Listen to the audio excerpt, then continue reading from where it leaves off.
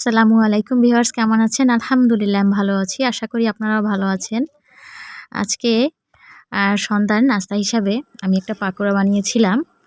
আর এদিকে বিকেলে মানে 3:30টার দিকে বৃষ্টি নামছিল। তো অনেক বৃষ্টি হচ্ছিল। আর এই প্রায় ৭-৮ দিন তো প্রচুর গরম ছিল। তার আগে বৃষ্টি হয়েছিল, তখন একটু ঠান্ডা, তারপরে তো আবার সেই গরম, হিট অ্যালার্ট জারি।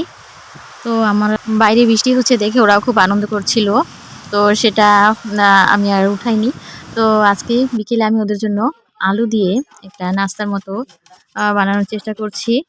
তো ৩ টার মতন আলু আমি কুচিয়ে নিয়েছি এবং ভালো মতো ধুয়ে নিচ্ছি আলুগুলো।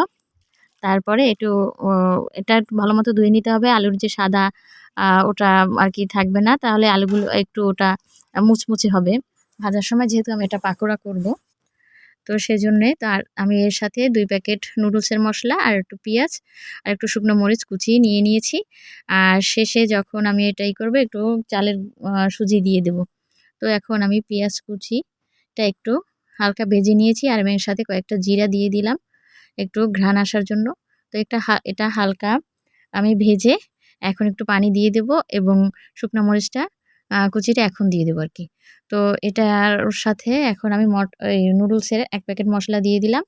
আর আলু কুচিটা এখন দিয়ে দিলাম। এটা একটু নেড়ে আমি আরেক প্যাকেট নুডলসের মসলা দিয়ে দিলাম।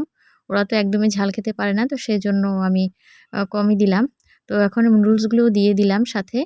আর এটা একটু নরম হলেই আমি দিয়ে দেবো সুজিটা। তো এখন সুজিটা এটার সাথে ভালোমতো মিশিয়ে নিব।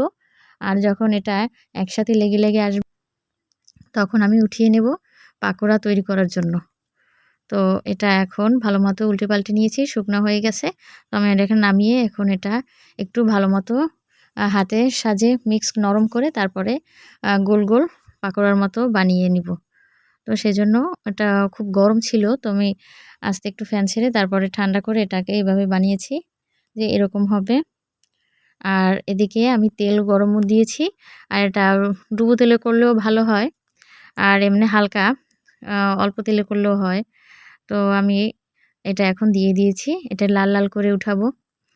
ও আর বৃষ্টির দিনে এসব খেতে আসলে ভালো লাগে। তো আমার এক পাশ ভাজা হয়ে গেছে, আরেক পাশ আমি উল্টিয়ে দিচ্ছি। আর এখন এপাশটাও ভেজে নিচ্ছি এরকম লাল করে। তো আমি আরেকবার একটু ভেজে নিলাম। আর এটা এরকমই উঠাতে হবে লাল করে। তো এই যে আজকে এই পর্যন্তই ছিল আমার ভিডিওটি। কেমন লাগলো কমেন্টে জানাবেন। আর আপনারা ভালো থাকবেন, সুস্থ থাকবেন। আল্লাহ হাফিজ।